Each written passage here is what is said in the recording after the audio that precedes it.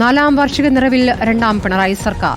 9 വർഷത്തെ LDF സർക്കാരിന്റെ നേട്ടങ്ങൾ എണ്ണിപ്പറഞ്ഞാണ് ആഘോഷം. സിയാലിൽ നടന്ന ആഘോഷത്തിൽ മുഖ്യമന്ത്രി കേക്ക് മുറിച്ച് വിതരണം ചെയ്തു.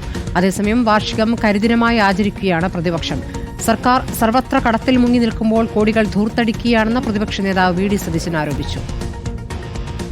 രണ്ടാം പിണറായി സർക്കാർ 5ാം വർഷത്തിലേക്ക് കടക്കുമ്പോൾ വിപുലമായ ആഘോഷങ്ങളാണ് സംഘടിപ്പിച്ചത്.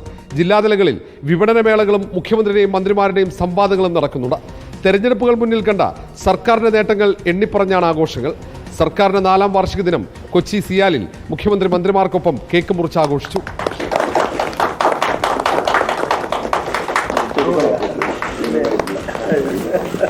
വാർഷികാഘോഷം ദൂർത്താണെന്ന് ആരോപിച്ച പ്രതിപക്ഷം സംസ്ഥാനത്ത് കരിദിനം ആചരിച്ചു.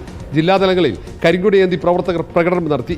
പാലക്കാട് പ്രതിപക്ഷ നേതാവ് VD സതീശന്റെ നേതൃത്വത്തിലായിരുന്നു പ്രതിഷേധം. സാമ്പത്തിക പ്രതിസന്ധിക്കിടയിൽ വാർഷികത്തിന്റെ മറവിൽ നടക്കുന്നത് ദൂർത്താണെന്ന് പ്രതിപക്ഷ നേതാവ് ആരോപിച്ചു. കേരളം ഈ സംസ്ഥാനം കണ്ട ഏറ്റവും രൂക്ഷമായ ധനപ്രതിസന്ധിയിലേക്കും കടക്കെണിയിലേക്കും കൂപ്പുകുത്തിയിരിക്കുന്ന ഈ സമയത്താണ് കോടികൾ മുടക്കിയുള്ള ആഘോഷങ്ങൾ നടത്തുന്നത്. ആ ആഘോഷങ്ങളെ പ്രൊമോട്ട് ചെയ്യാനാണ് പരസ്യമല്ലാതെയുള്ള പണം ചെലവാക്കുന്നത്. സർക്കാരിന്റെ വാർഷികാഘോഷങ്ങൾ തദ്ദേശ നിയമസഭാ തെരഞ്ഞെടുപ്പ് പ്രചാരണത്തിന്റെ തുടക്കമായി മാറി. നേട്ടങ്ങൾ അക്കമിട്ട LDF പ്രചാരണം കൊഴിപ്പിക്കുമ്പോൾ കോട്ടങ്ങൾ ഉയർത്തിക്കാട്ടാനാണ് പ്രതിപക്ഷത്തിന്റെ ശ്രമം. റിപ്പോർട്ടർ, തിരുവനന്തപുരം.